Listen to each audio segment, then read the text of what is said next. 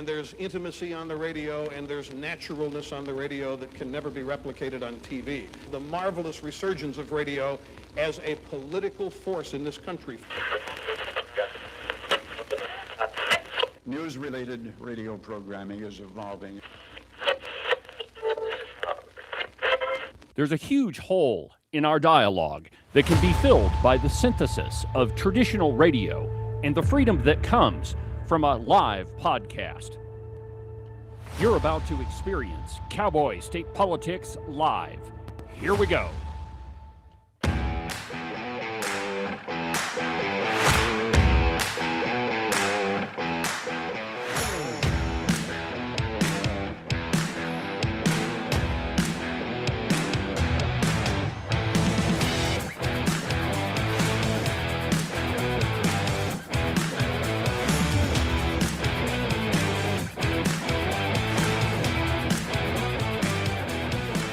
Good morning, my friends, and welcome to another fantastic installment from very high above all the insipid and puerile forms of Wyoming mainstream media. This is Cowboy State Politics. I, of course, am your illustrious host, David Iverson, firmly ensconced behind the silver Cowboy State Politics microphone and broadcasting to you from the base of the Bighorns at the Cowboy State Politics Studio in Sheridan, Wyoming. Good morning, my friends, and welcome to the program. Happy Friday. Have you ever gotten the distinct impression that there's only one issue that the liberal redcoats are running against? Just one, out of a myriad of things that they could talk about. You know, the Leering Center, the fraud that's happening in the state government, I don't know, so-called affordable housing. Maybe the fact that Wyoming spends a tremendous amount of money. No, we're not running on any of those things. But the only thing that we're going to run on is the Freedom Caucus and how terrible they are. Have you noticed that? It doesn't matter what level of race it is, whether it's at the county or city level. Those candidates are saying, oh, we have to get rid of the Freedom Caucus, even though county and city level politicians have nothing to do with the Freedom Caucus. And then there's, of course, all the people that are running for the state legislature. It seems that the one qualifying thing to run on the Wyoming left is that you're against the Freedom Caucus. We're going to talk about that today on the program. And there's a whole bunch of stuff happening nationally. So it's going to be a great program. At the top of the hour, we're going to interview the candidate for the United States Senate, Jimmy Skovgard.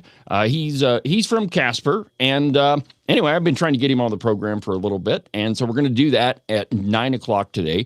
Should be a pretty interesting conversation, I would think. But first, it being Friday, that means it's Open Line Friday.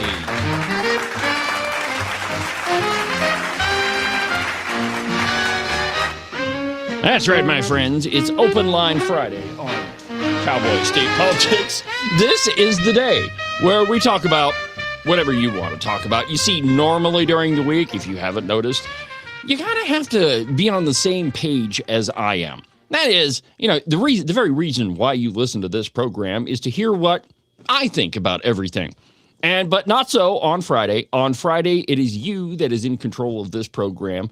And by the way, you have no idea the tremendous risk that I put this program under every Friday. I mean, it about tears Ken to his last wit's end.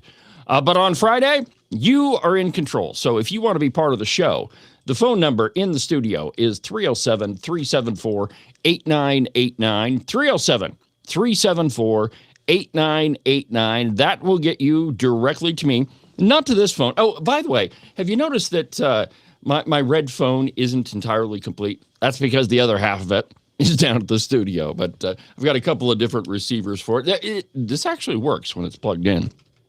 But anyway, my friends, welcome to the show. Lots of stuff to talk about. Top on the agenda, and I don't know if this is top on everybody's agenda, but I saw it last night when I was doing show prep, and I just couldn't resist. So, much to my, not really all that surprised, I pulled up the pages of the Pravda on the Platte, the Casper Red Star Tribune, and I found this little gem of a headline. DOJ starts investigation into magazine writer. Now, you notice that the headline is not DOJ to investigate E. Jean Carroll for possible perjury. It's not that DOJ to investigate Trump accuser. No. The headline is DOJ starts investigation of magazine writer, because that makes it sound as if the Department of Justice is going after a journalist. And that's entirely what their intent is. You see, the Pravda on the Platte is nothing if not deceitful. Let me just read a couple of headlines here, or the opening paragraph anyway. A jury found future president sexually assaulted columnist. No, that is not what the jury found. The jury found that President Trump was liable for sexual assault. I know, maybe I'm splitting hairs here, but they couldn't get the job done in a court of law, which is where we decide guilt or innocence, or whether you're guilty or not guilty. I guess I shouldn't say innocent, because that's not the standard. But we don't do it civilly. But because the left couldn't get a conviction in a criminal court, well, they just sued the president. And in a civil case, you only have to have a majority of the jury. You don't have to have a unanimous verdict, which is why they went that route. But here's what the Pravda on the Platte via Reuters has to say. The Justice Department has launched a criminal investigation to E. Jean Carroll, the writer who accused U.S. President Donald Trump of raping her in the mid-1990s. A source familiar with the matter said Wednesday, the probe is focused on whether Carroll committed perjury in testimony tied to the two civil lawsuits that she won against President Trump. One tied to her allegations that he sexually abused her in a New York department store, and another over defamation in 2019, said the source, who requested anonymity to discuss the ongoing investigation. The Communist News Network first reported the development. The launch of a probe, which is being led by the U.S. Attorney's Office in Chicago, may not necessarily result in charges being brought against Carroll. Of course not. They're not going to admit that perhaps, maybe, one of the people that is accusing President Trump of doing wrongdoing, perhaps in some time, in some place, in some world, maybe might have committed perjury. But again, consider where the where the lawsuit was brought. In New York City. My friends, if you're a conservative in New York City, you could be indicted at the drop of a hat. And those in power in New York, in the state of New York, have a particular distaste for Trump now that he's the president. Years before he decided to run for president of the United States, well, all of them were his pals, because he was the big real estate developer. He was the uber rich guy.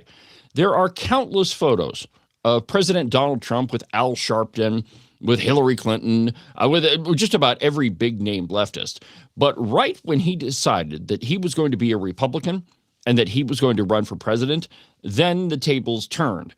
And then all of those people that he was palling around with in New York City decided that he was like Satan incarnate, that he had to be destroyed at all costs. And I believed then, like I believe now, that one of the reasons why, the main reason why they hate Trump is he's governing like a Republican. But I really think when it all, before he was elected president, when he was still running in the election, the reason they hated him, I think the biggest reason, is they knew that he couldn't be bought, that he was independently wealthy, that he was a billionaire in his own right. So there was no question that he couldn't be bought. And I think that right there is probably if not the main reason. It was the beginning of their hatred for Donald Trump. And then you add in there that he discarded all of their liberalism and progressivism and said that he was going to be govern like a conservative Republican. Well, that just lit their hair on fire. And now you see the results of that. But when you look at this lawsuit, in just in general, from the outside, maybe it's just a armchair lawyer's view of things. But one thing, I just have to ask this, and the only reason why is I find it interesting that one of the very people accusing Donald Trump doesn't resemble any woman that he's ever been around. let me just show you this. So these three women here, obviously the one on the right is Melania Trump. And then the one in the middle is Marla Maples, who Trump was married to for, I think, 6 or 7 years in the mid-90s. And the one on the left is Ivana Trump. Notice they're all very, very attractive women. Now, here is the woman that's accusing the president. Now, I looked at several different pictures, and there were a lot of, glamour shots, okay, so Marla Maples, Ivana Trump, and Melania, well, she always looks hot. But you notice the difference? Do you really think that Donald Trump went for E. Jean Carroll? Or do you think that his standards are just a wee bit higher? I don't know, maybe I'm being a misogynist, but come on. There is no way that Donald Trump was going to go for E. Jean Carroll. I just don't see it, my friends. And, correct me if I'm wrong. If you think I'm off base on this one, go ahead and give me a call. If you want to be part of the show, the phone number in the studio is 307-374-8989. Now, you've probably noticed, or you've probably seen anyway, the controversy that, well, it's not really a controversy because we've known it for quite a while, but Jill Biden is running around the country hawking a book. She's trying her darndest to get the last few red cents while they're still around out of the American people. I mean, because that's what the Bidens have done their entire political career, is they built whomever they could find out of jillions of dollars. And because things are kind of coming to an end for old Joe, perhaps he's, outlived his political usefulness. And if you put him on the stage, he says crazy stuff that's going to hurt you. And so Jill Biden has written a book, and she's going around the country hawking this thing. The only problem is that she isn't exactly being careful with what she said. Now, I don't think that it really has anything to do with the Democrat Party as it is right now. I really don't think that the Bidens care too much at all, really, about the state of the Democrat Party or their future. I mean, the only people that the Bidens have been interested in is themselves. And it's always been the case. Even Hunter Biden, Jill Biden, Joe Biden. I think that Beau Biden was probably the only good one out of the bunch. But anyway, so she's going around the country hawking this book, and she gives an interview. Here's a little segment of that, and then we'll talk about it on the other side. What makes Dr. Earth homegrown fertilizer so great? They're made from... I got the ad in there. Horrified as you saw it unfold? I wasn't horrified, I was frightened. Because I had never, ever seen Joe like that. Never, ever. Before or since. Never. Or since? Yes, or You've since. never seen him like never. that? No. What happened? I don't know what happened. I mean, as I watched it, I thought, oh my God, he's having a stroke. And it scared me to death.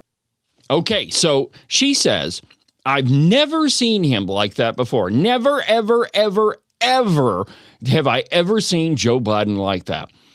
But, and she says that she was horrified. And when you're horrified about something, it's not a momentary thing, right? If you were a Democrat, any Democrat really, that watched that debate, and let me just give you an example of this. Let's see here. Take a listen to this. Continue to move until we get the total ban on the total initiative relative to what we're going to do with more Border Patrol and more asylum officers. President Trump? I really don't know what he said at the end of that sentence. I don't think he knows what he said either. I don't know what he said, and I don't think that he knows what he said either.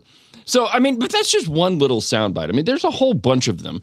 In fact, let me just play a quick video of one of those. See, I don't see that I don't think that there's any way that that you could look at anything that happened during that debate. I mean, if you're even halfway honest and say that President Joe Biden was on his game. Check this one out.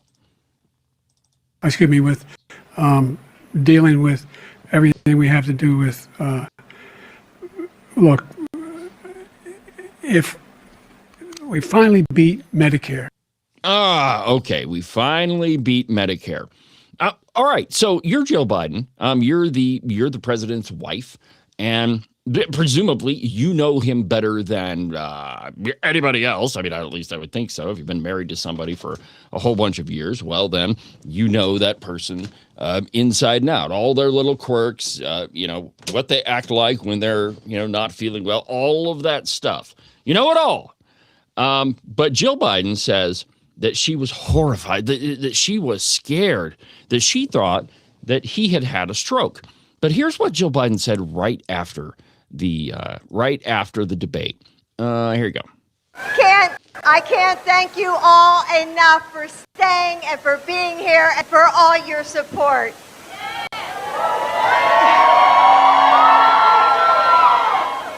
Joe, you did such a great job. You answered every question. You knew all the facts. Answer every and question. let me ask the crowd, what did Trump do? Why? Oh God, can you imagine being married to that voice for 40 years? I couldn't. But anyway, right after it, she says, and maybe this is just what she's saying publicly. I mean, because you really can't.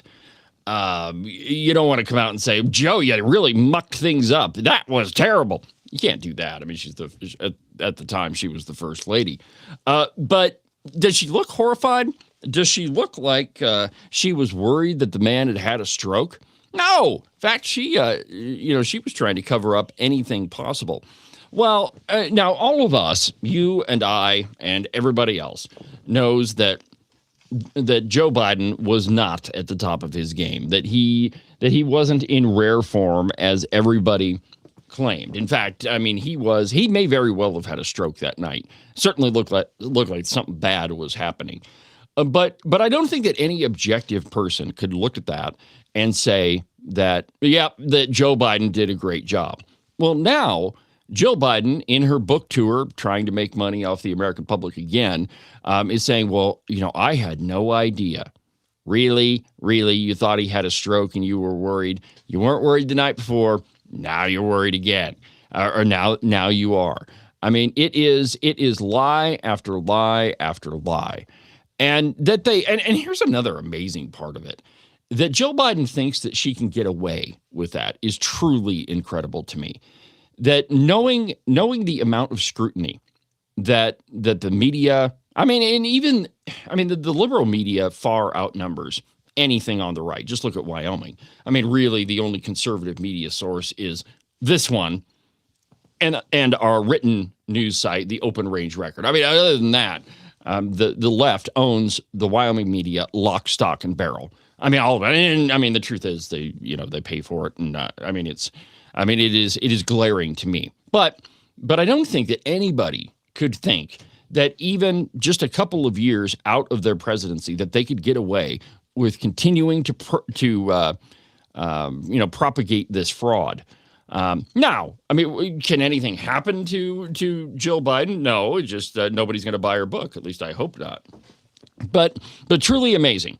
Now, I mean, I guess let me back up on that, because the more I think about it, maybe she does think that she could get away with it, because the Democrats know that the media isn't going to focus too much on them, or at least, the Communist News Network, the always broadcasting communism, and the and Ms. Now are not going to apply the scrutiny to liberals that they do to conservatives. So maybe she did think that she could get away with it. Nobody would know that your time as first lady has gone, and now there's no reason to look back. I don't know. I mean, I really think that it's just the Bidens trying to suck one more shiny little nickel out of the American public. But it's truly incredible, my friends, the times that we live in, that in fact, you think that maybe just maybe politicians will figure it out and not treat us all like we're idiots.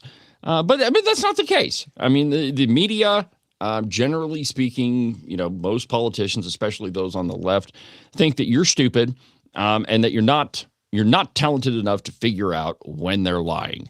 But it's going to continue. It's been going on for a really long time. I mean, if you want to know when a politician is lying to you, all you got to do is see if their lips are moving. from Breitbart.com. And before I get to this, have you noticed that there really hasn't been all that much coverage of military strikes in Iran?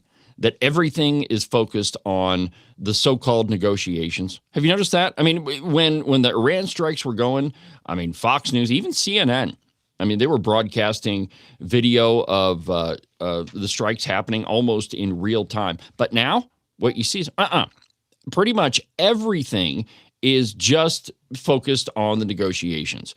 That the only thing that's happening right now is the Iranians and the Trump administration are sitting around a table and talking things over. That's the only thing you're led to believe. In fact, they've gone so far as to claim that the best business negotiator, perhaps in the world, Donald Trump, has somehow given away the farm. In some way, he's lost this entire thing. From Breitbart News, Democrat Representative Moulton, quote, "There's no other option but negotiating America's unconditional surrender to Iran." I'm not even kidding, my friends. Let me read you a couple of paragraphs, and then I've got a video to show you. On Thursday's broadcast of the Communist News Network's Out Front, Representative Seth Moulton said that the proposed agreement with Iran is, quote, "a surrender document, and we appear to be negotiating America's unconditional surrender to Iran. But short of taking over Iran, quote, there's literally no option." Now, I hope you noticed the contradiction here. When the Iran war first started, all of the Democrats were saying that there's no reason to go in there, that Trump is just doing, I mean, there's no reason to do this. Iran did not pose a threat. We shouldn't be doing it. Nope, we can't do it. Well, now the tables have switched. And if there is and this is what Democrats do, they move the goalposts in the middle of the game. They change the strike zone, so that the visiting team gets hometowned all the time. But now they've changed it to Trump is negotiating our surrender. We never surrender. I mean, you can see the flags waving in the distance behind these people, the national anthem being broadcast on loudspeakers right at the minute that they're talking about all of this stuff. Now we have to be very worried about Trump because he's negotiating our surrender. Here's what that Moulton idiot had to say. I mean, this is just, and I know that you see the difference between this, but I just can't help but play in these videos just to show everybody their rank hypocrisy. Here's Seth Moulton. Out front with us now, Democratic Congressman Seth Moulton of Massachusetts. He sits on the House Armed Services Committee. He's a U.S. Marine veteran. It's good to see you. Thanks for being here. Do you believe that this agreement, this MOU, would be a breakthrough? Let's just be clear, Kate. This is not a deal. It's a surrender document. And Trump, who started this war with no plan to win it, no plan to end it, and demanded Iran's unconditional surrender, now seems to be negotiating America's unconditional surrender to Iran. This is a loss across the board. Total loss. Is a bad option a better option than no option at all being on the table at this point?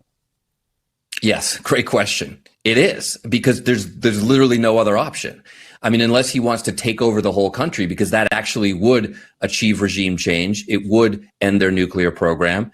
It would reopen the strait. But you're talking about using 300,000 Americans for a country that's twice the size and population of Iraq. I don't think even Ranger Pete Hegseth wants that.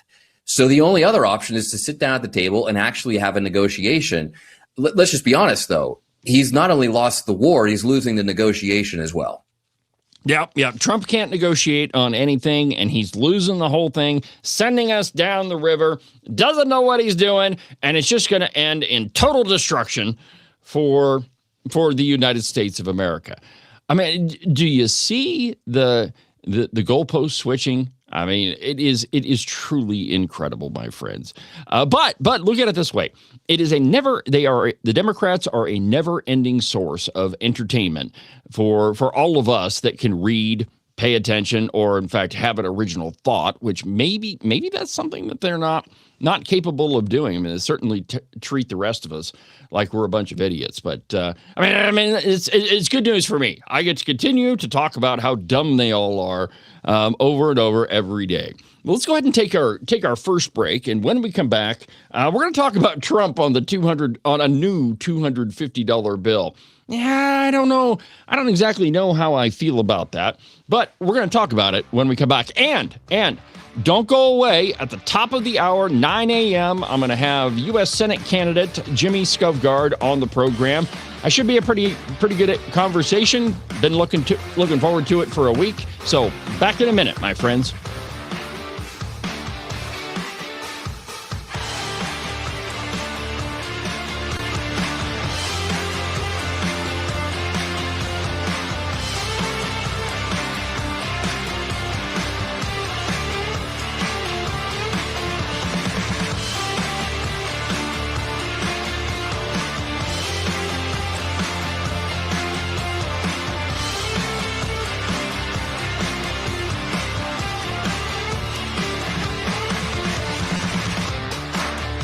Are you watching what's happening in our country and asking, what can I do? Join the John Birch Society in Salt Lake City, June 6th, for a powerful one-day conference. The day includes a host of respected speakers, 2 meals, and meaningful connections.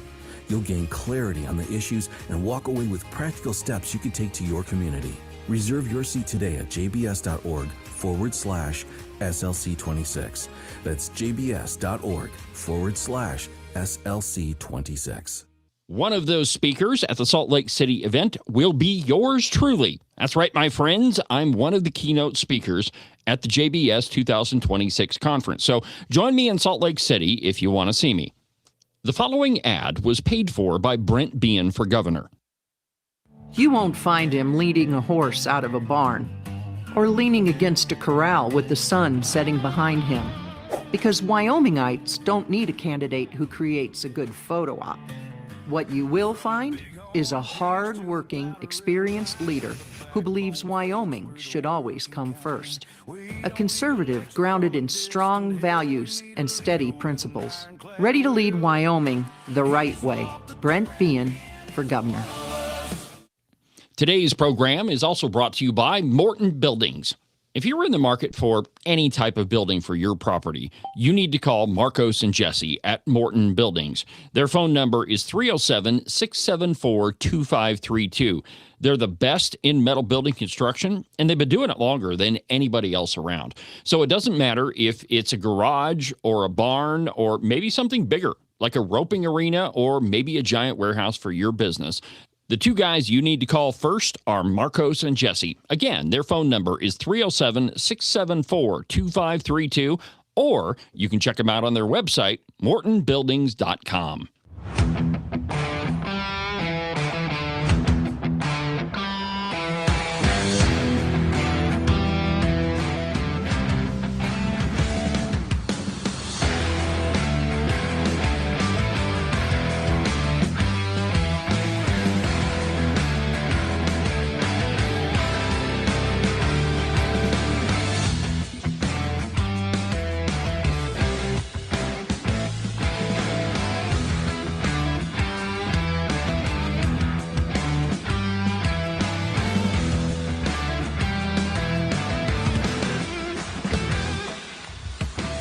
Welcome back to the program, Cowboy State Politics. I'm David Iverson, your illustrious host, documented to be almost always right 99% of the time. It's Open Line Friday, my friends. The phone number to talk to me is 307-374-8989. 307-374-8989. That's the number here in the studio. Whatever's on your mind, you go ahead and give me a call. Today, it's entirely up to you. And make sure you hang with me. At the top of the hour at 9 o'clock, I'm going to talk to Jimmy Skovgard, who's running for the United States Senate out of Wyoming. He's from Casper. I've been looking forward to this conversation all week. So should be pretty entertaining. So make sure you stick around for that. Have you heard that there's going to be a new $250 bill made, or at least that the Treasury Department is working on the $250 bill. I don't think that we've ever. I know we've had a $500 bill and a $1,000 bill. I don't know that we've ever had a $250 bill, but apparently we're working on it right now. According to Breitbart, Scott Bessent confirmed that the Treasury is working on Trump's $250 bills. Congress needs to approve because no living person can be featured on United States currency. It's a law that Congress passed. And I quote, Treasury Secretary Scott Bessent has confirmed rumors that his department has prepared prototypes of a $250 bill featuring the president's face, though an act of Congress would be needed to actually make such a bill a reality. No portrait of a living person has been included on a U.S. bill or coin since 1866, when the superintendent of National Currency Bureau, Spencer M. Clark, printed his own face on a 5-cent note, prompting Congress to pass an amendment ensuring that the currency could only feature those who are deceased. Over 150 years later, and on the eve of the nation's 250th birthday, U.S. Treasurer Brandon Beach and his advisor Mike Brown have reportedly and, quote, repeatedly urged staff at the agency's Bureau of Engraving and Printing to prepare prototypes of President Donald Trump's face on the $250 bill. The Washington Post published Thursday that Beach began providing Bureau staff with mock-up designs for the note late last August, including one that shows President Donald Trump's face in the center of the $250 bill between the signatures of the president and the Treasury Secretary Scott Bessent. Employees who spoke to the outlet on the condition of anonymity voiced concern about printing Trump bill being against the law, which some congressional Republicans have already started working to change. In February of 2025, Representative Joe Wilson is the guy, you remember the Obama State of the Union, and he was talking, the president was talking about Obamacare, and somebody jumped up and said, "You lie." Yeah, that was Joe Wilson. Introduced a bill ordering the Treasury Secretary to print a $250 Federal Reserve notes featuring a portrait of Donald Trump. The bill failed to receive a hearing after being referred to the House Financial Services Committee.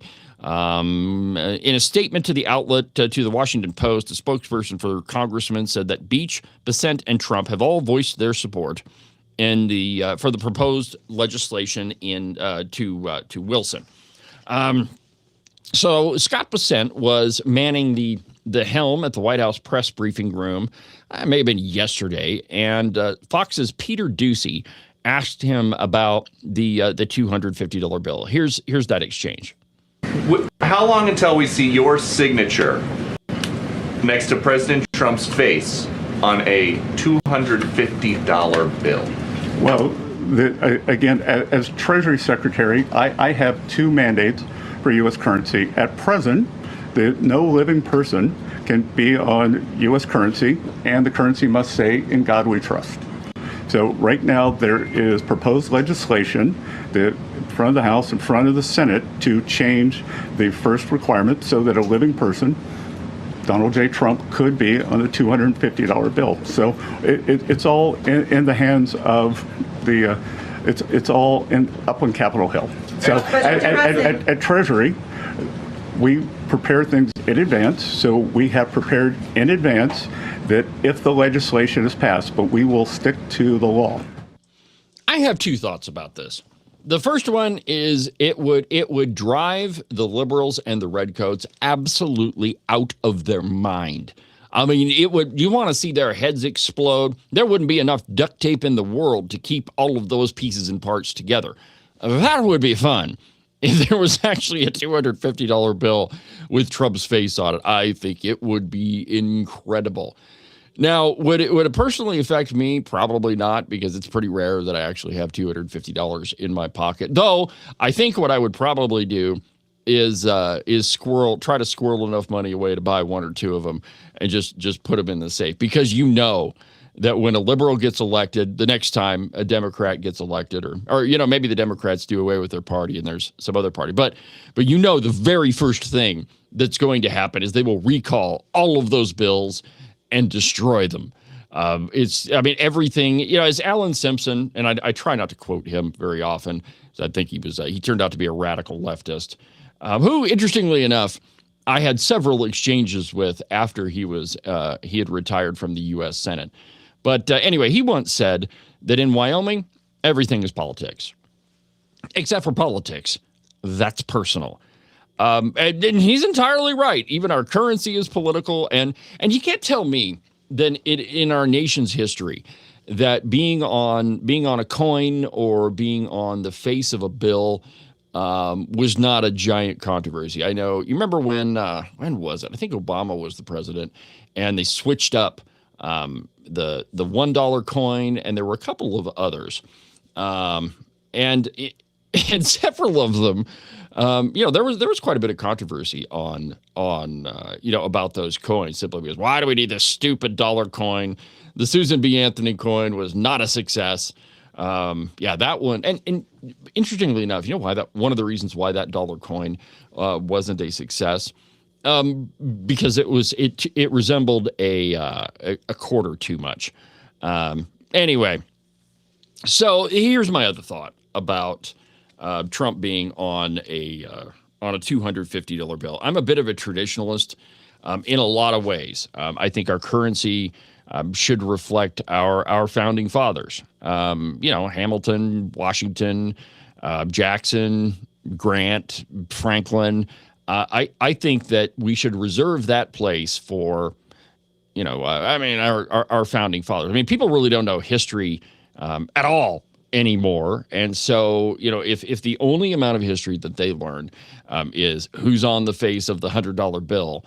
And what interesting, and for this segment, I should have dug up the segment where I think it may have been Bill O'Reilly, perhaps Jesse Waters, where they did the whole man on the street and which president is on the $100 bill.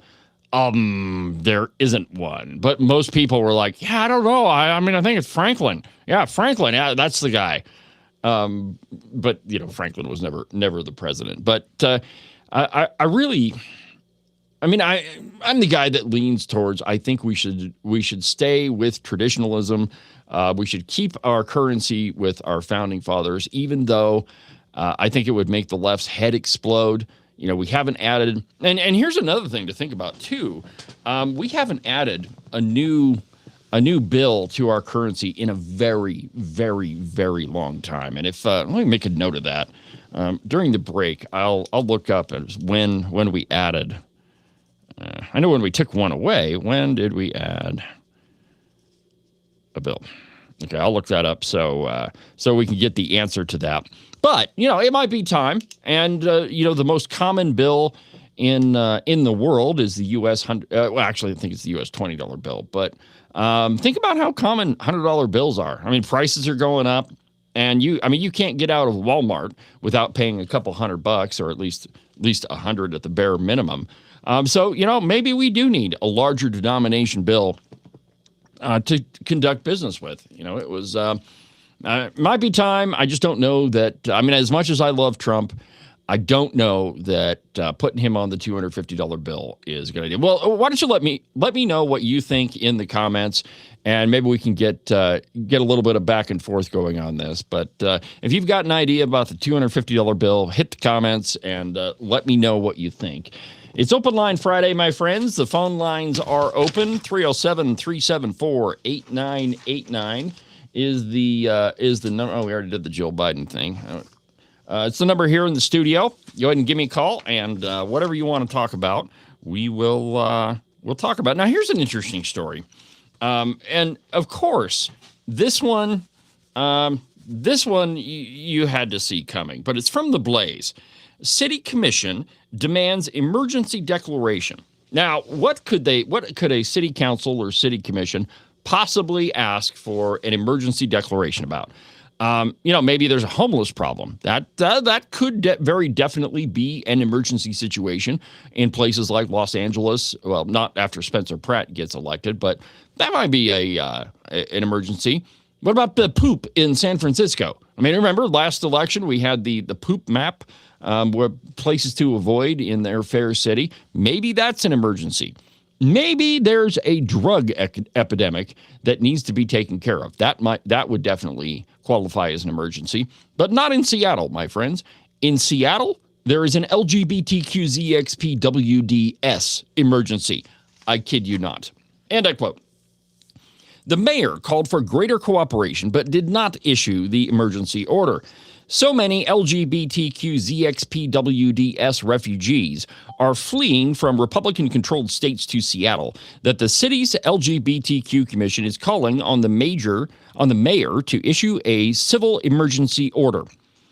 The commission said that the throngs of LGBTQ, and this one, the funny part about this article is the acronym for the LGBTQ folks. It gets longer and longer and longer the further down in the article you get. So second paragraph from the top, instead of LGBTQ, it says 2S LGBTQIA+.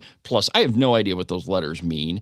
Nor do I really care, but it's interesting that the acronym gets longer the more the article goes on. But anyway, the commission said the throngs of these people streaming into Seattle were leading to a strain on community organizations and a lack of resources to be able to help them. Quote, we're seeing families coming to Seattle to protect their trans kids. Quote, we are at risk of seeing some of these community-based organizations ceasing to exist in not the next 3, 6, or 12 months, the commission member Jesse Davis said. The downstream costs of letting people slip through the cracks is going to cost the city more. Now, so it's not that they're asking for an emergency because, the shelters are being overrun or that, services are being stretched. The emergency is that there are not enough city services to hand out to all of these people. That's really what they're worried about. On Saturday, members of the Mutual Aid Network for Trans and Intersex Individuals in Seattle and the Gender Equity Movement organized a rally to push for the emergency declaration.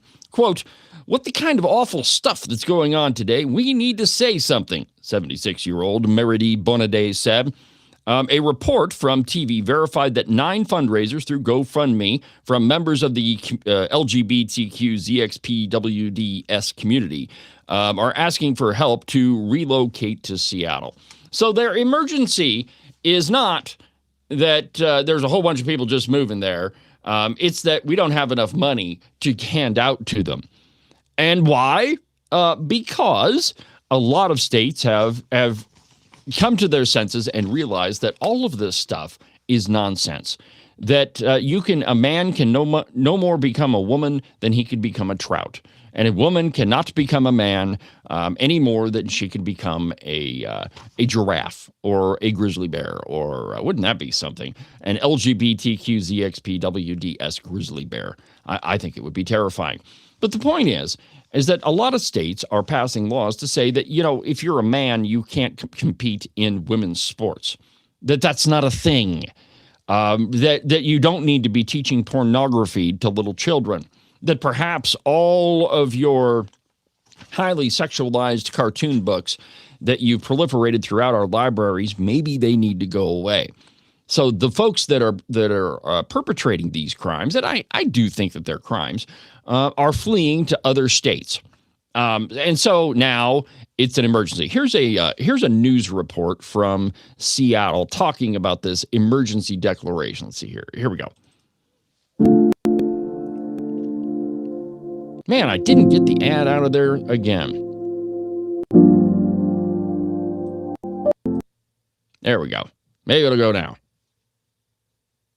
A civil emergency. They say the city is seeing an influx of transgender people from other states, and that's stretching resources thin. King 5 Savannah Welch joins us live in the studio. And Savannah, so what are advocates asking city leaders to do? Sharon, dozens gathered at City Hall on Saturday, urging the city to move faster when it comes to funding and services. Advocates say more trans people and families are moving to Seattle seeking safety and support. They say many are leaving states with anti-LGBTQ laws or hostile political climates. And while there's no exact local data, a study from the Movement Advancement Project and the University of Chicago found that since November of 2024, at least 400,000 transgender and gender nonconforming people have moved states. One of them is El Missouri Cree, who moved here from Arkansas in 2024. She says she faced harassment there, but now feels safe enough to openly transition here. I was being harassed and intimidated to the point of my personal safety was in jeopardy, and I was able to finally fulfill the dream of being able to transition. It's been incredible. In a letter to the Seattle LGBTQ Commission, Mayor Katie Wilson said she agrees more coordination is needed across the city, adding that she will convene a team alongside the Office of Civil Rights to work directly with the Commission, City Council, city agencies, community organizations, and regional partners as well. She says the team will be formed this summer to take a closer look at community needs and also available services. In the King 5 studio, Savannah Welch, King 5 News. Absolutely incredible. Sierra says, well, actually, I can show you that comment, that Seattle is the modern day Sodom. Yes, indeed. I completely agree with you. But did you hear the number of people that are streaming into the city of Seattle? 400,000 people showing up there. I don't know, and maybe Seattle's a big enough city where they could handle such a thing, but 400,000 people, that's a lot. Now, interestingly enough, there is a video clip going around social media, and it's of our current U.S. Representative Harriet Hageman just dismantling Yasmin Crockett over this very issue. And I saw this yesterday, and it's been all over social media, so I figured why not play it? I mean, it's anytime you can see our representative beat up on an idiot like Yasmin Crockett, I see no reason why we shouldn't play it. But it's over this very thing. So take a watch to this. It's kind of long, but just watch it. And now they want to be the protectors of girls and women. I didn't hear them screaming this when Renee Good was killed in the middle of the street in Minneapolis. I didn't hear any protection for Renee Good, a U.S. citizen that was killed by the same people that the vast majority of you just voted to give more money to. I didn't hear the same thing. In fact, it was a lot of crickets, including the women, as we were just lectured about what we need to do as women when it came down to the Epstein files. I heard crickets. In fact, we could not get any signatures onto that discharge petition, to the extent that we shut down the entire House, and there was no business that was conducted in this entire country on behalf of our constituents. But let me be clear, the Republicans are going to protect girls and women, because that's what this is all about. It's not about the report, because the amendment says it's about a report. Like, miss me on being protectors. Just say that this is what you believe, this is what you're doing. But don't come at us and tell us as women what we should be okay with, what we shouldn't be okay with, because it's just kind of like the same thing where I should be telling a lot of women on the other side of the aisle, I don't know how it is that you are not protecting women as they need protections over their own bodies to make their own decisions. Mr. Roy. I thank the chair, and I'll try to be brief in the interest of time. You know, look, the reality here is this is not about trying to give a middle finger to President Trump, by opposing this. This is about giving a middle finger to the little girls out there, like my daughter, who want to be able to play sports and not play sports with a guy. That's it. This is not about, we're the party of women, equality, and all this stuff. And look, you want to talk about abortion? We can have that debate. We have it round and around. We want to protect little girls who are not yet born. So we can have that debate all day long, but that's a debate we have had repeatedly. But what we're saying here is we want to ensure that our little girls can engage in athletic activity and not be competing against dudes. I would yield to the gentlelady from Wyoming if she wants that time. Because I'm just going to briefly speak on the amendment. The over-the-top rhetoric put forth in support of this amendment, I think, gives up the game. The fact is that all you need to do to determine sex is a cheek swab. If you're an XX or an XY, you're either a boy or a girl. It's that simple. This isn't complicated. It's not like we haven't known what women and men were for not just a matter of years, but decades and centuries and thousands of years before that. The fact that we're having this conversation and this debate just absolutely epitomizes the left's ongoing effort to rewrite the English language in order to change the debate and destroy civil order. Cisgender is a made-up word. Cisgender that means nothing. Do not call me cisgender. I am a woman. This gentleman sitting next to me, he is a man. That's who he is. That is what our title is. That is what we have been described throughout history. This bill does nothing to prohibit men from competing in men's sports. I will repeat, This bill does nothing to prohibit men from competing in men's sports. It does prohibit men from competing in women's sports. It is that simple. All we have to do is look at what happened during the Paris Olympics, where we watched a dude beat the hell out of a woman in a boxing match, and we have people on the other side of the aisle who actually believe that that is okay. That man is not a woman. He has been tested repeatedly. That is a man, and he will not be allowed to compete against women in the future because he is a man. We do not want men beating up women. Boom. We do not want men in women's soccer or volleyball or basketball or rugby or swimming or any other athletic competition. This isn't difficult. All you need to do for any kind of determination for sex is a cheek swab. The fact that you guys are talking about doing these inspections of people and the fact that the Boxing Association used to do that, that's sick. That is sick. This isn't complicated. And the fact that you're trying to make it complicated gives up the game. We want to protect women and girls. It's that simple. That's what this bill does. This amendment means nothing. It does nothing to protect women. It does nothing to protect women athletics. That is the reason why every person in this room, especially the women, should vote against it. I yield. Heck yeah. Talk about a takedown. I mean, it's and you know, Crockett never even knew what was coming. And here's the fascinating part: that for how long has she sat in the same committee with Representative Hageman? A really long time. So she knows that, generally speaking, Harriet is in possession of all the facts. And I mean, don't make a stupid argument in front of her. She'll take you down. You know, it's interesting. Long time ago, Ken and I, it was during the 2022 election, I think. The convention was here in Sheridan. And I'd gotten a hold of Harriet and said, hey, if you want to get away from all the politics for a little bit, let's go over to the studio and we'll just sit down and we'll talk about whatever you want to talk about. And I had a list, and I tried to hit her with just about every crazy different political question that I could, and the lady knew something about all of it. I mean, even some of the most obscure stuff. So, I mean, for Yasmin Crockett to try to take her out of that argument was a really, really dumb idea. Now, while we're on this subject, yesterday in the Travel, Recreation, and Wildlife Committee, another candidate for United States Senate, and I figured by the end of today's program, we'll have all three of them on. And so I figured, why not talk about Sam Mead?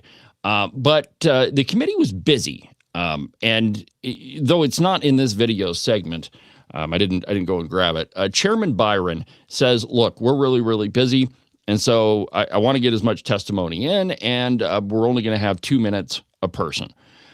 So Sam Mead knew that time was short in that committee and that there were a lot of people that wanted to testify about data centers.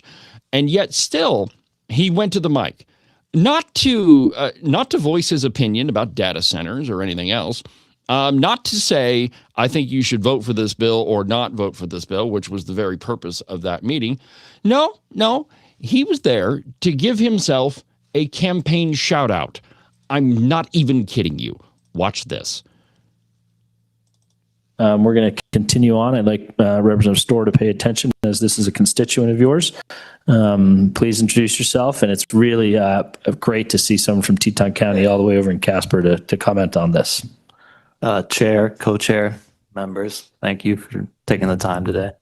I'm Sam Mead, candidate for U.S. Senate, and I have the utmost confidence that the people in this state and their leadership and our state agencies can come to balanced solutions that conserve the environment and also bolster our energy portfolio. My concern is that the concerns of the people in this room are not being represented in Washington, and I intend to change that very soon. That's all. Thank you, Mr. Mead. Sounds excited about his candidacy, doesn't he? In fact, I mean, I thought that he was about to go to sleep. I figured something. Just something. When I heard about this, I was like, all right, so he's got his opinion about this topic, and he's got something incredible to say. No. I'm running for Senate, and I'm gonna go change that, and I don't have any confidence that our interests are being represented in Washington. That's it. He didn't voice his opinion. Instead, he took up valuable, and according to Chairman Byron, valuable committee time. It took up the time that somebody else could have testified to give himself a campaign shout out. I mean, absolutely wrong. And by the way, if you're going to talk about your own candidacy, Sam, at least be a little bit excited about it. I mean, it's just absolutely outrageous. And I mean, if you're going to waste all of our time, at least act like you're enjoying yourself. Well, we're going to go ahead and take a break, my friends. And when we come back, we'll be joined by Jimmy Skovgard, who's running for the U.S. Senate. Should be a pretty good discussion, but we'll do that when we come back. It's Open Line Friday on Cowboy State Politics. We'll be back in a minute.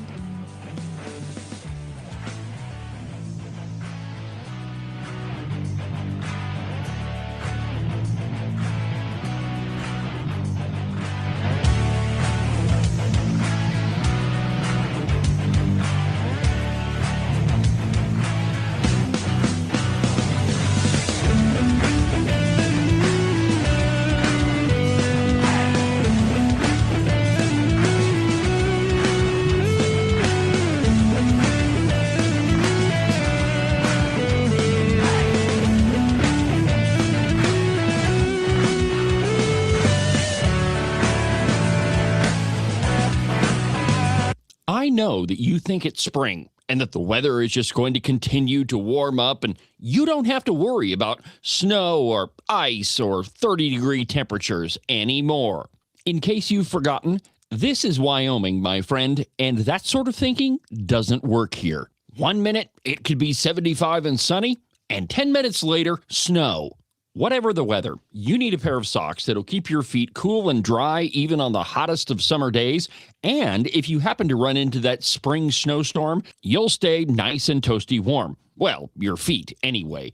To get you a pair, go to the website, thebuffalowoolco.com. Trust me, you won't be disappointed. These are the finest socks that I've ever put on my feet. Are you one of those people that said something like this before Trump became president? I have a house in Spain that is going to be ready right after the election. Siberia. Nova Scotia. I'm definitely moving to Canada. Straight to hell. Iceland. France. Asia's pretty cool. And has the last year and a half been more than you could bear?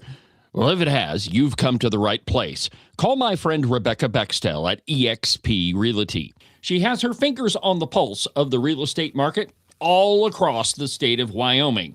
Last year, she sold around $30 million worth of property. Everything from small residential properties all the way up to big giant ranches. So if you've got to get the heck out of Dodge, if you've got to be gone Johnson because you can't stand that Trump is the president, call Rebecca Bextel. Her phone number is 307-699-3519. Let me say that one more time for you in case you missed it.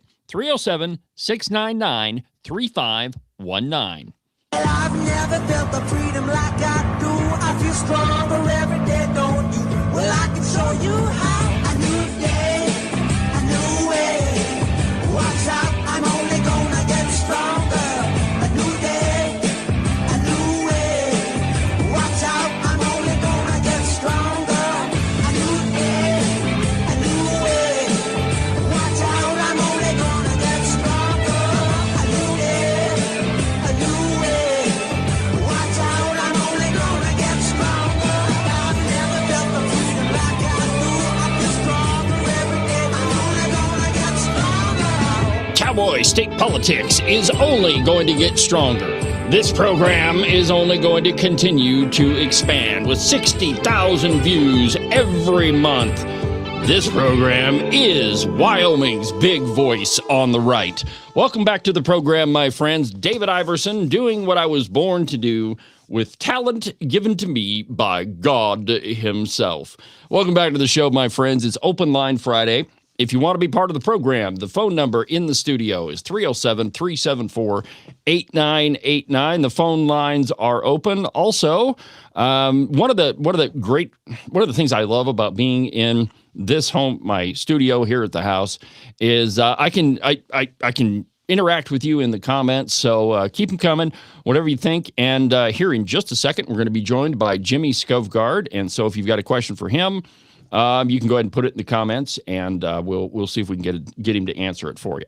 So there are 3 people, perhaps more, that are running for the United States Senate. It seems like this year, it doesn't matter how many races we are, just like everybody is going to run. I'm thinking about announcing my candidacy for the United States House of Representatives. I figure that why not? If we're going to have 10, I figure why not just have 12? Wouldn't you agree, Jimmy? Yeah, exactly, David. Why not? Let's pile on there and make it I don't know what we would make it, a party, I guess. Well, yeah. I'm done with announcing for this state level stuff. Let's just go for all the marbles and go to Congress. So anyway, Jimmy, welcome to the program. I'm glad we could finally hook this up. I'll give you the same treatment that everybody gets on the show. Why don't you take a couple minutes and tell my audience about yourself? All right. I'm Jimmy Skovgard. I grew up in Grable, Wyoming, and then my dad moved us over to Basin, Wyoming, a whole 7 miles away, where I went to high school.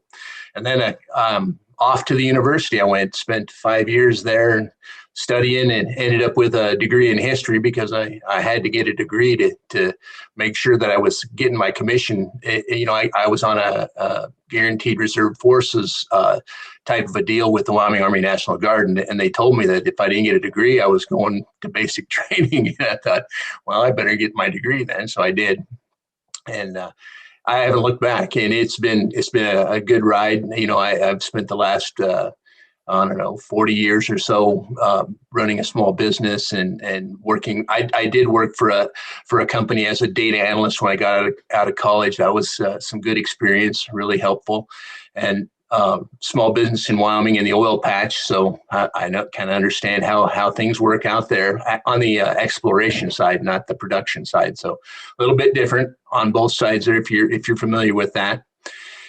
And then I kind of stayed out of politics, never had any interest in politics until all of a sudden I got some interesting feedback. I got some feedback from my sister, who all of a sudden had become afraid that illegal immigrants were going to invade her home in the Bighorn Basin. And I thought back to myself, I said, as kids, we used to see the immigrants out in the beet fields, thinning beets, now they do it mechanically, or I guess there's even some other way. Maybe they plant them different now, but they don't have to do that anymore. But that seemed kind of strange to me. And then my brother called me up and we started talking about the election. He said, "Oh, you're a rhino," he says. And I'm like, "Rhino? What's he mean there?" So I had to go look that up, and I'm like, "Oh," and, so I started looking into labels and things like that. Why did we use labels? And as I got to looking into this, I'm like, wow, there's something going on here. And I traced it all the way back to our shared humanity, David. We all share a humanity. We're all susceptible to different messages. We're all going to use labels no matter what, because our brain uses 20% of the energy that we produce every day. And so there's no getting around our humanity. Well, I think that you're exactly right. Now, I can answer the question of why do we use labels? Because as human beings, we have to have definitions of words. Words mean things. And to describe, where a person is at, ideologically, morally, religiously, we have labels that convey meaning to people. You're a Catholic, you go to the Cowboy church, you're a Republican, you're a Democrat. But words are how we communicate. And for people to know who they're talking about, well, we use labels. So you decided to get into politics. Why did you choose the U.S. Senate? Why not county commission or mayor or city council or even the state legislature? Just threw it all in to go for Senate. Why'd you make that decision? Well, I wrote a letter to Cynthia Loomis. I mentioned my National Guard service, and I saw that we were mobilizing the National Guard into Los Angeles against the wishes of the governor of that state. And so I wrote a letter to Cynthia expressing my concern. I was like, Cynthia, as my congresswoman, you you owe a responsibility to your constituency to step in here and exercise, your authority under Article 1 powers. And if you don't do that, if you don't say anything to try to limit any type of damage, the blood that could be shed in this instance is going to be on your hand. And the response that I got back from Cynthia was, oh, well, Jimmy, President Trump is authorized to do this under the Insurrection Act. And I thought to myself, my senator is responding, or her staff is responding to me with a fallacy. The National Guard is mobilized under Article 10, and it's mobilized with the approval of the state governor. And so when we send in the National Guard against the wishes of the governor, and we do this with our Congress without our Congress weighing in on it, or sitting back, I guess I kind of considered it a kind of a theater type of a thing. They're sitting back watching. Why aren't we stepping up and exercising our powers under Article 1? Why are we giving up those powers? And I thought, well, maybe I should do something about that. So I decided to run for Congress in April of 2025, long before Cynthia decided to step down. Okay. What are you running on? My platform is basically one of, it's not, this isn't about us versus them. I've seen some, I've gotten a little bit of feedback on that, but I think we're all in this great country together.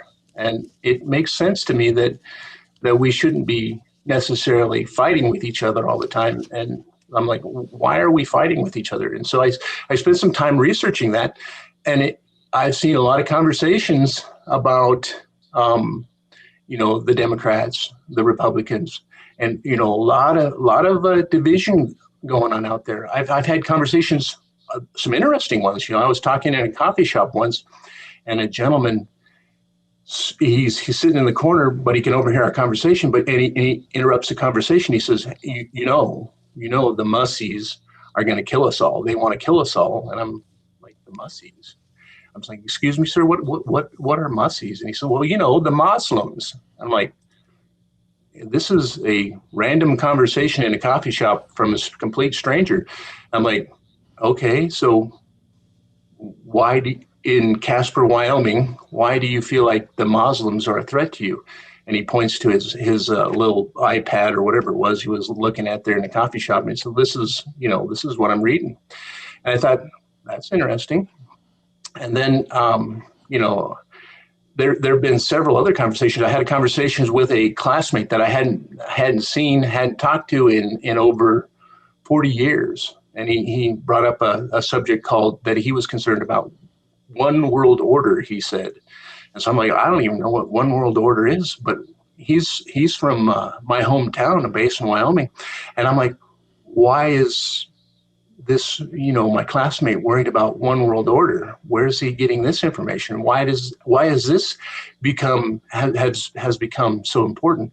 And so I think, the conversation, these conversations are sticking with me, and I'm like, what's going on? Are we looking at the results of perhaps an algorithm or something like that? Directing people's feeds, like the guy in the coffee shop in Casper, was he stuck in some kind of loop on Muslims, and the guy in Basin, was he stuck in an algorithm on one world order?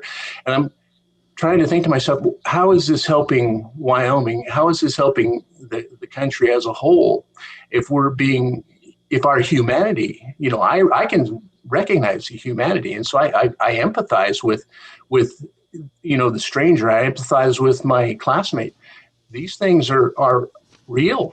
We're seeing this. This is a real phenomenon going on in our state, in our country. Okay. So I want to go back to one of the first things that you said. You said that that it's not us versus them, that there's a lot of division, that we ought to be able to talk to one another. Well, I spent a great deal of time on your social media last night, and there are a number of posts that are pretty antagonistic That's a good word, towards the Freedom Caucus. And in one of them, you have, several posts. You say that the Freedom Caucus is the control caucus. Could you explain that? What exactly are they controlling, and what is it that you have against the Freedom Caucus? What I have against the Freedom Caucus is, I've done a little bit of research, and when I look at the legislation, the overwhelming number of pieces of legislation that are designed to limit the access of the regular Joe and the regular Jane to the ballot access, and the absolute lack of any type of legislation to improve our access, our ballot access, then I have to say that that's a control type of But who? Okay, hold on a minute. So you're saying that there's a whole bunch of pieces of legislation to restrict access to the ballot. Can you name one, and can you explain how that restricts access? Because I'm not following. Sure. The one that was passed in 2026, I don't have the exact number here. I can get it if you want me to, but it restricts the access of anybody that moves into the state within 30 days of an election. You're not allowed to vote in Wyoming, and that's a restriction, and it's contrary to our state constitution. And I'm like, why would you do that? Why would we implement legislation that's contrary? That actually is unconstitutional. I think Governor Gordon vetoed that piece of legislation. And I asked, why did we spend the time to even introduce it if it's contrary to the Wyoming State Constitution? So the bill that you're talking about is from 2025, and it's House Bill 156, and it says to be a state elector, that you have to live in the state of Wyoming for 30 days, which is not unusual. A lot of states have similar pieces of legislation that to be able to vote in a Wyoming election, that you actually have to live in Wyoming. I mean, it doesn't make much sense to allow somebody to drive from Colorado on election day, register to vote, and vote in our election, and then let them get back in their car and go back to Fort Collins. I mean, the idea is that you ought to have at least some idea of who you're voting for, and what you're voting for. Now, I'll grant you that, that restricts people who don't live in the state from voting in our election. But can you give me another one? Sure. In the affiliation deadline, the 96-day affiliation deadline, we allow, if you haven't registered to vote, you're allowed to affiliate however you like within that 96-day affiliation deadline. But if you have registered to vote, you're not allowed to change your affiliation within that deadline, and that brings up a constitutional question. You're applying a constitutional principle that there's two different groups of people out there. There's two different groups of citizens, and we are the same. Whether we are registered or not registered, we hold the same rights. And so to divide. Don't you? Oh, go ahead and finish. I didn't mean to interrupt you. Go ahead. No, go ahead. Well, I was just going to say, I mean, a primary election is a partisan primary. In other words, it's a private election between political parties. And to say that restricts access to the ballot, I don't see how, because the only way that you wouldn't be able to vote in the primary election is if you're not a member of those two private organizations, that is the Democrat Party and the Republican Party. I think, and correct me if I'm wrong, but what I'm hearing you say is that you would be in favor of open primaries where we don't have any political parties at all. Is that what you're arguing? If we had open primaries, we would not be trapping folks that don't align Republican into the Republican primary. And I'm about freedom. When I look at politics, I wanted people to have free choice, and they should.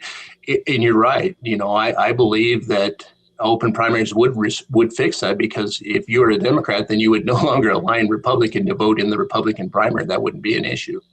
Oh, that's not what I'm arguing at all. In fact, I think open primaries would be a horrible idea, because you mentioned that it's a constitutional right. One of them is the right to freely assemble. It's in the First Amendment. And so you have a right to affiliate with any private organization that you want. Republican, Democrat. If you want to be part of a third party, you can, or you can be an independent. But there's no ballot limitation from preventing you from participating in a private partisan primary that is held by a private political corporation. If you wanted to do away with political parties, well, and have open primaries, what that'd end up doing is violate the First Amendment, wouldn't it? No, I don't think the political parties are ever going to go away. I mean, we've had political parties since basically day one. George Washington warned us about factionalism in his farewell address, and we can see the factionalism taking hold right now in our current system and our current political climate. But the idea that opening a primary would somehow pollute the primary is I think it would be a good thing. I think people should be let, they should be able to express themselves the way they want. In the system that we have right now, David, we have I think you'll agree with me that it's a monolithical system right now. We have 7 out of 10 folks in Wyoming that are registered voters that are registered Republicans. So the concept that we're sending to the minority parties and the unaffiliated parties, and that's the biggest concern with the political parties are the unaffiliated voters. We have, I have the 2025 August 2025 voter registration information. I did a little bit of data research on that, and about 25,000 or so unaffiliated voters are disenfranchised during the primaries. And when I say disenfranchised, yeah, they could go in and register as Republican and vote as Republican, but they don't want to. A lot of them want to remain unaffiliated. And so my point is that the Republican primary in Wyoming pushes through about 97% of the folks that actually lead the state of Wyoming. So we've got 90. And so the argument is that if you want to stay unaffiliated and you want a choice between a moderate Republican and a more hardline Republican, or even a liberal Republican, say there were 3 or 4 different types of Republicans that you researched, and you said, well, I want to vote for this one. And you don't switch your affiliation in time. Now, May 13th, it's already gone past. But if you hadn't switched your affiliation, then you have no say. And so you end up voting. Hold on a minute. Hold on. So you used the word disenfranchisement. Disenfranchisement means you don't get to vote. Well, if you're not a member of a private organization, you don't get to participate in that party's private partisan primary. There's nobody being disenfranchised. Everybody gets to vote in the general election. And if you want to vote in a private partisan primary election, then you got to be part of that group. Like, nobody's being disenfranchised here. I see. When I say disenfranchised, I mean, if you are currently registered unaffiliated and you go and want to vote in the Republican primary, you are not going to be allowed. That's disenfranchisement. And the idea that the primary is not a public election, that it's a private. It's not. It most certainly is. These are state paid for primaries, and those are publicly funded elections, and they're protected under Article 14, or not Article, I'm sorry, the 14th Amendment to the United States Constitution. In that I have research. So please show me. So in the U.S. Constitution, it talks about primary elections. The U.S. Constitution, I'll have to research it. If you get a sec, I will, or we can continue the conversation. Well, I mean, I think the point here, and obviously you and I disagree on this, but you do have a right to assemble. You do have a right to affiliate with whatever group that you want. And you're right. Primary elections are funded by the state, but that doesn't mean that anybody gets to participate in that primary election. If you read Title 22, there are several of our statutes that say how the party should operate, but none of that says that that's not a private organization. And it's like, obviously you and I disagree. So let's move on. Okay, like I said, I looked through your social media. And one of them, I mean, you're running for U.S. Senate. Why is it that almost everything on your social media says that you're running against the Freedom Caucus? I mean, that's pretty much I mean, every political message on there is against the Freedom Caucus. Why not cover some national politics? Yeah, you've got a point. I do oppose the control caucus, as I call it, because they're trying to organize at a local level, and I think they're actually hurting the state of Wyoming. We have 170,000 people of voting age that aren't registered, and not a single piece of legislation has been introduced to ease the path to registration. I can give you an example of one that might help out. All right, go ahead. All right. So when we sign up for our driver's license, we collect all the information we need that is required to be a registered voter in Wyoming. Why don't we just register everyone when they get their driver's license? That's called the motor voter law. And Wyoming decided not to participate in the motor voter law during the Clinton administration. One, because it pretty much allows everyone to register to vote, regardless of you being a citizen here or not. But that was one that the state of Wyoming decided not to do during the Clinton administration. Now, since you brought up this whole control caucus thing, and that you say that the Freedom Caucus hasn't done anything they're actually harming the state. Give me another example. I mean, how is the Freedom Caucus harming the state? Why is it a bad idea that we shouldn't let men participate in women's sports, or that we should protect the life of the unborn? I mean, there's a real disconnect here. I'm trying to go with you here, but we've got a big chasm between us here. Yeah, we do. And, the idea that I oppose or somehow I'm opposed to protecting the life of the unborn is another issue that's constitutional. And I didn't accuse you of that, by the way. I was just asking. when we swear an oath, when our legislators swear an oath to support and defend the Constitution of the United States, and they swear an oath to support and defend the Constitution of the state of Wyoming, they're also swearing an oath to support and defend Article 1, Section 38. And Article 1, Section 38, you're probably well aware what that is, because the Supreme Court has ruled on it several times. And instead of putting forward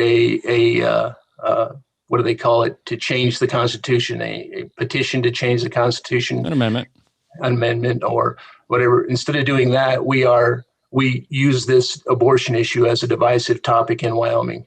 And until the Supreme Court has given the legislature the path several times on how to fix this, but we refuse to do it. And we refuse to do it so we can keep this issue alive and divisive, instead of bringing our citizens together and working together to come up with a solution that probably doesn't work for everybody on the left and doesn't work for everybody on the right, but it works for the majority of the people. Instead of doing that, we sit here and fight. And I disagree with that. I think that if you've sworn an oath to support and defend the Constitution, then you support and defend the Constitution until that Constitution is changed. So then you would support and defend Article 1, Section 38, subsection C, that allows the legislature to determine, I think it's called, reasonable restrictions on that right. But does not an unborn baby have constitutional rights? We would have to determine that. That's a religious question that we would need to enshrine in the Constitution. I'm a Christian. I believe, the life begins at conception, but okay. I'm not going to force that on anyone. If we say that it's a medical decision in our Constitution, then we need to respect that decision. But it doesn't say that. Nowhere in Wyoming law, except in a court ruling, does it say that killing a baby is healthcare. It doesn't say, it's not anywhere in Wyoming statutes. It's in that court ruling. But my question was, why shouldn't we protect the life of the unborn? I mean, Article 1, Section 38 says that you have the right to make your own healthcare decisions. It doesn't say that you get to make the decisions for other people, like unborn babies. And that's where we need to fix the Constitution.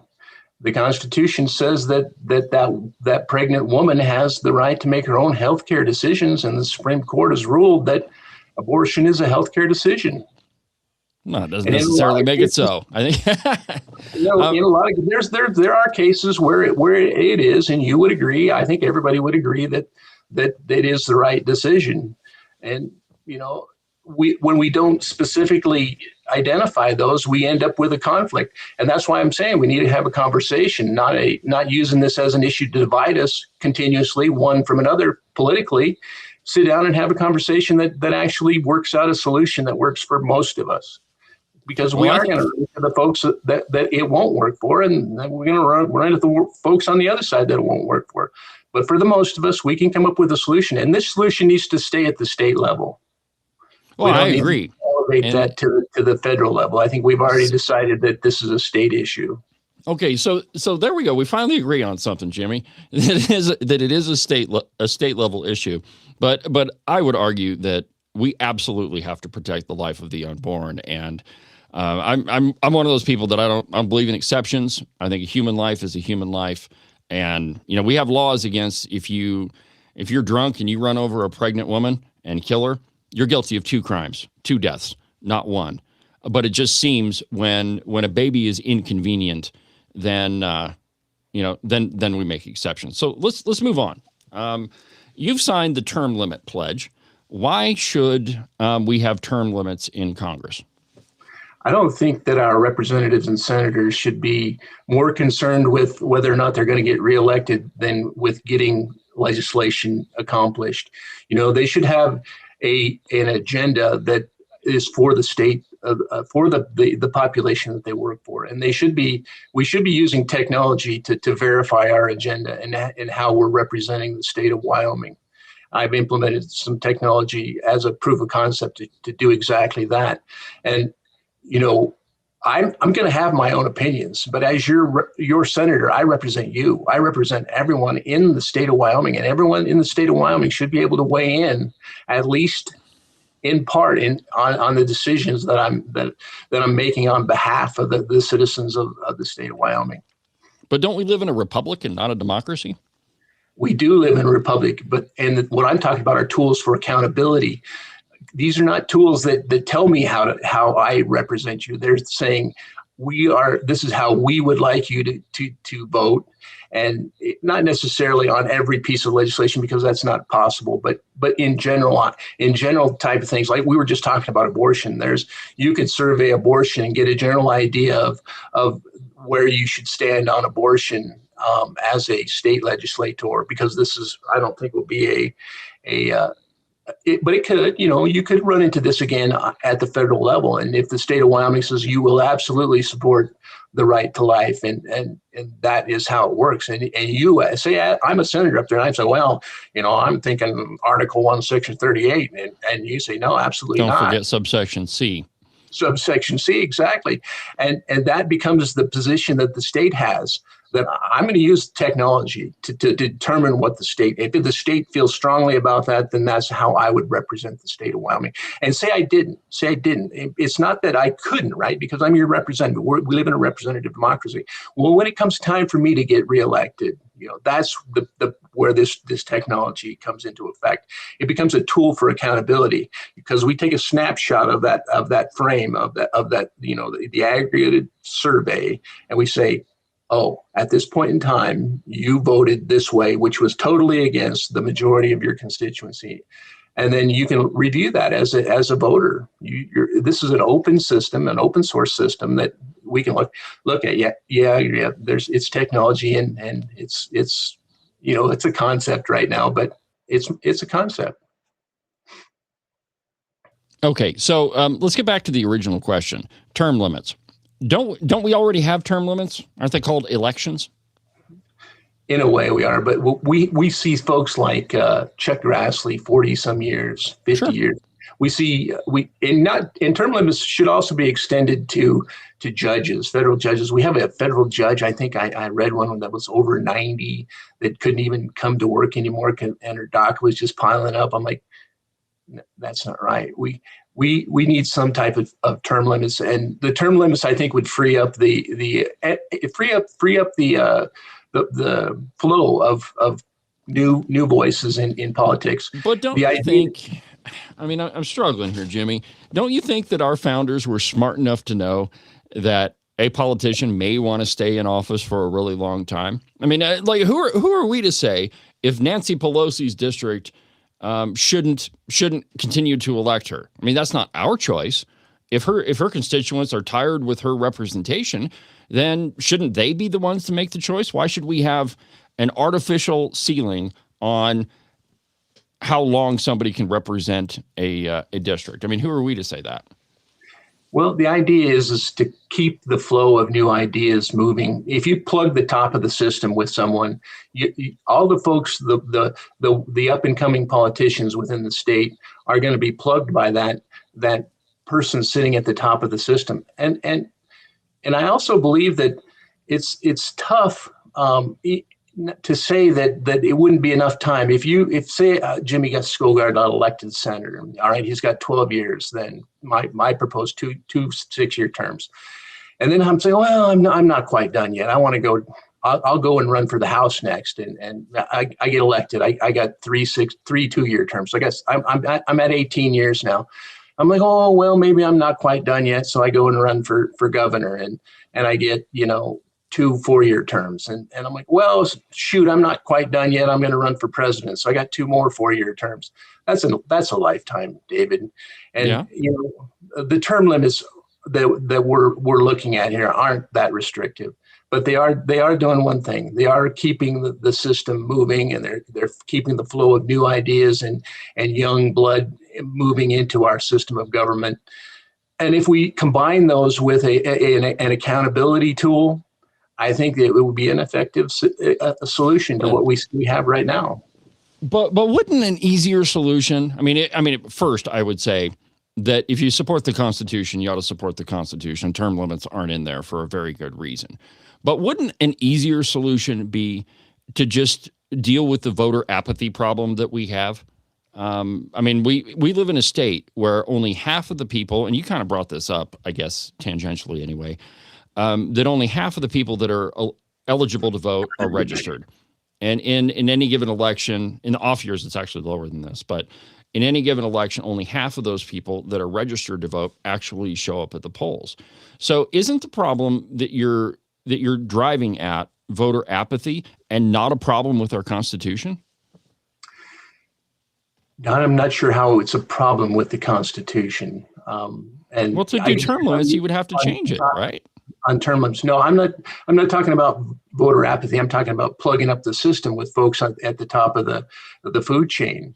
And you mentioned something about it being contrary to the Constitution. Well, that is until it's changed. Of course, I'm just supporting a platform that would support the change to the Constitution. And the reason why I support that, I went through. Voter apathy is a perception, that our politics are somewhat, they're unsavory. I think I saw dirty business, that's for sure. I saw a post on my Facebook page that said, it's kind of like stepping in dog poo. You get it on your shoe and you just got to scrape it off, but the smell remains. And I'm like, why do we consider our politics, our political system that way? And can we fix it? Can we flip the script somehow? And I think we can do that by removing the barriers to access to the ballot, and we still check. I listen to folks talk about our like there's a problem in Wyoming. Is there a problem in Wyoming? Do we trust our clerks? Are we disrespecting the folks that volunteered to help support our election process when we start implementing rules and restricting access to the right to suffrage? I don't know. I look at this. I read David Lebnow's article, or not David, whatever his name is, Tom Lebnow. He wrote an article. You just said a dirty word on my show. I'm just kidding. Sorry, I didn't mean to do that. Anyway, his article covered 100 pieces of legislation over 4 years, and he said, these are restrictive pieces of legislation over the last 4 years, talking about restricting our free and untrammeled right to suffrage. Listed in Article 1, Section 27 of the Wyoming Constitution. And why are we restricting? Why are we trying to control? What is the problem? Are we literally disrespecting our county clerks and the volunteers that we rely upon for our system of government, there's no problem. I have yet to find a problem. What about Weston County? A lot. Yeah, Weston County, she made a mistake. She got some forms. A couple of them, a lot of them, and she lied about it.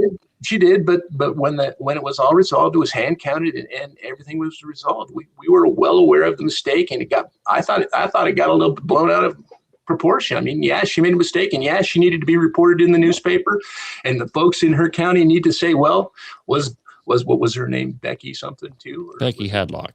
Yeah, Becky. Okay, so maybe Becky doesn't need to be clerk anymore, and so we replace her at the next election, or if she resigns, whatever. She was forced to resign. You know, you talk about being disenfranchised, Jimmy. Thousands and thousands of people in Weston County were actually disenfranchised by her. 1,200. No, there weren't. There were 1,200 in the House District 1 race. There were over 3,000 in the county commissioner's race, and the same thing happened in the school district race. There were thousands of people whose votes didn't count because of the actions of one Becky Hadlock. And interestingly enough, one of those Freedom Caucus pieces of legislation is exactly how we fixed the problem, with a verify a hand count. That's how we fixed that problem. And so when you say that we're restricting access, I mean, that's a non-starter for me, Jimmy. I don't think it's accurate at all. When you say that we can't use voting machines, it kind of takes me to the point where, well, we proposed legislation that we're not going to use voting machines anymore in Wyoming. I'm like, well, why would we do that? Would you not use a lawnmower to mow your lawn? A machine is a machine, and if it's not programmed correctly, then it fails. It's just like your lawnmower. If it doesn't have a blade, it fails. All right, Jimmy. Well, I've pretty much run out of our time today. I appreciate you being a good sport. If people want to get a hold of you, how do they do that? Well, my website is Skovgard2026.org. And I'm probably a little far. I like to think I'm center, but maybe I've drifted a little bit to the left side a bit, but I don't think so. You know, I think I like to think about the Constitution and the rule of law, and that's my primary platform. So, yes, well, I will support everyone in Wyoming, including the far right. So, all right. Well, I appreciate it, Jimmy. Thank you for joining the program. We'll be back in a minute. Thanks, Scott. Or David, sorry.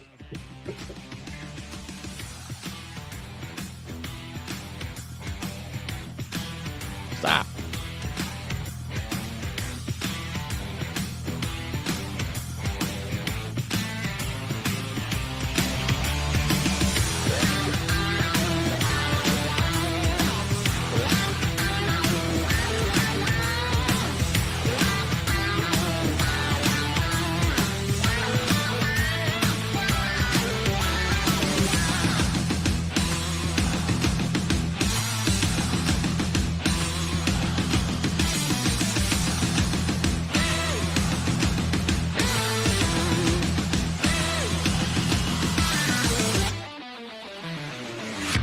Are you sick to death of being told what to think? Maybe you don't even realize that it's happening. Freedom Caucus bad, big spending, big government, liberal, Republican good.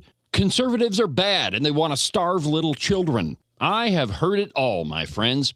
We are way past the time when the news was just the news, if it ever was. But wouldn't it be nice if you had a news platform that was at least honest about what they were telling you? News on the news page, opinion on the opinion page. That's exactly what the Open Range Record is. Go to the website, openrangerecord.com. News, analysis, opinion, and investigative journalism.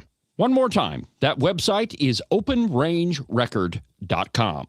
You can listen and watch Cowboy State Politics live on YouTube, Facebook, X, and on Rumble every Tuesday through Friday from 8 a.m. to 10 a.m. Pay attention to all that other block-headed, Borg-like so-called news if you want. But if you want to get the real story, watch Cowboy State Politics live. And now, back to the program.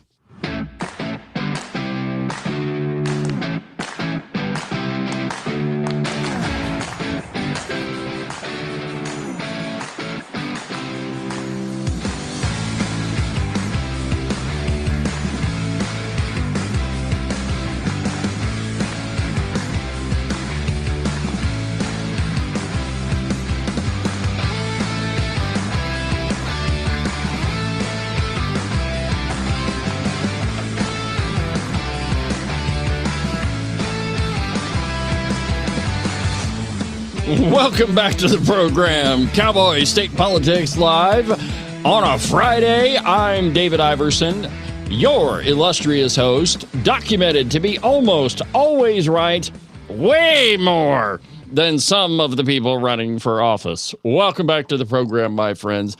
Thank you for everything you do for the show. I really appreciate it. And thank you for participating in the program with all the comments. I love being able to interact. So after that, I think we should have a little bit of humor. I see no reason why, or maybe a little bit more humor. Let's see here. Where do I have it? Here we go. Welcome back to our final broadcast, ladies and gentlemen.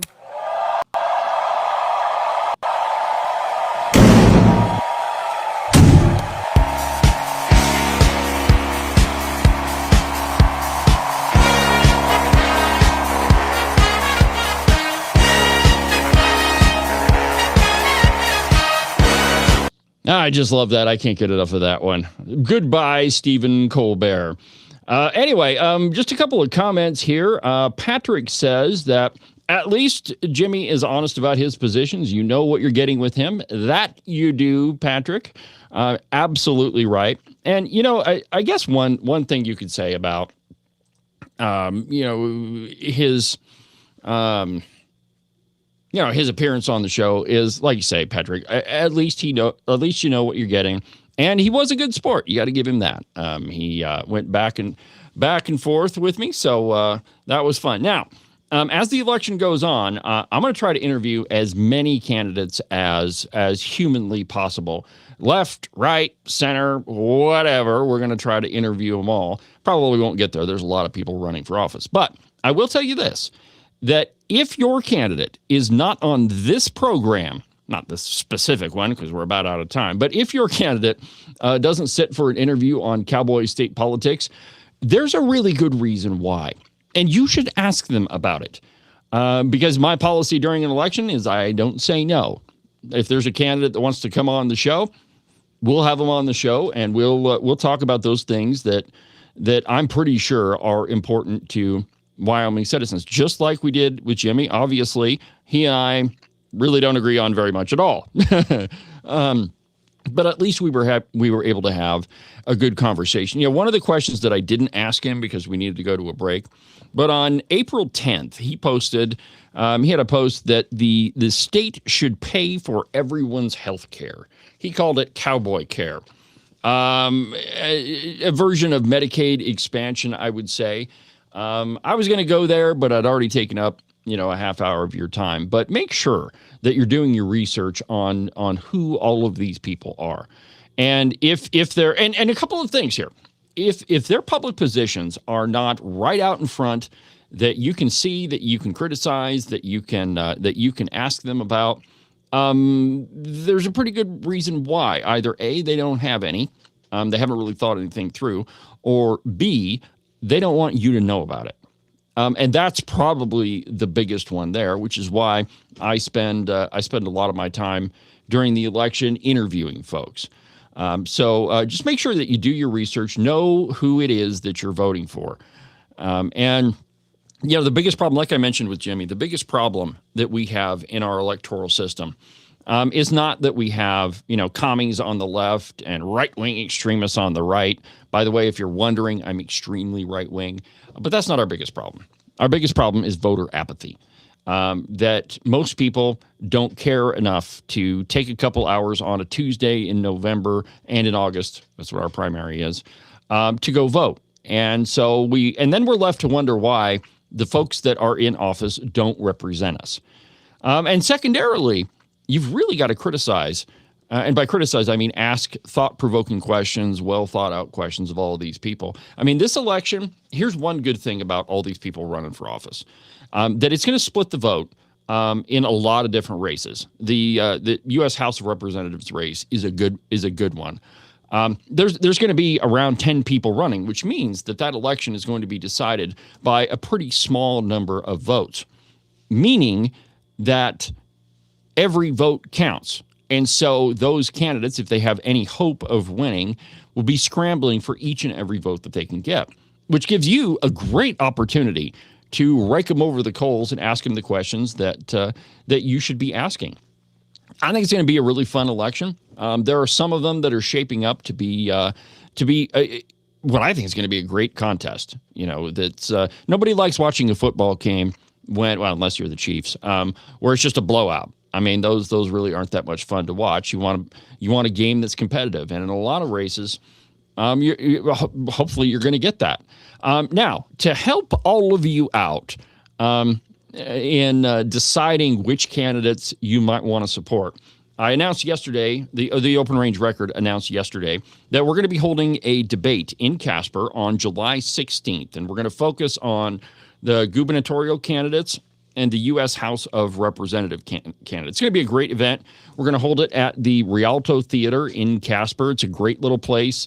It's pretty intimate. I think it holds right around 200 people, but you'll be able to get up close and personal with candidates, and it's one of those environments where you're going to feel like you are a part of the event. So we're going to do 2 debates, an hour a pop, the gubernatorial candidates and the U.S. House of Representatives. And I'll release more details as we get a little bit closer. But it's going to be a fun event, and you definitely don't want to miss it. July 16th in Casper. Let's see here. Anything else? I think I've tortured you enough for this Friday on the program. Have a good weekend, my friends. And we'll be back on tomorrow's edition of Weekend Update on the podcast. Don't miss that. But for now, from the base of the Bighorns, I'm David Iverson, and this is Cowboy State Politics. All I gotta say is, wow, my friends.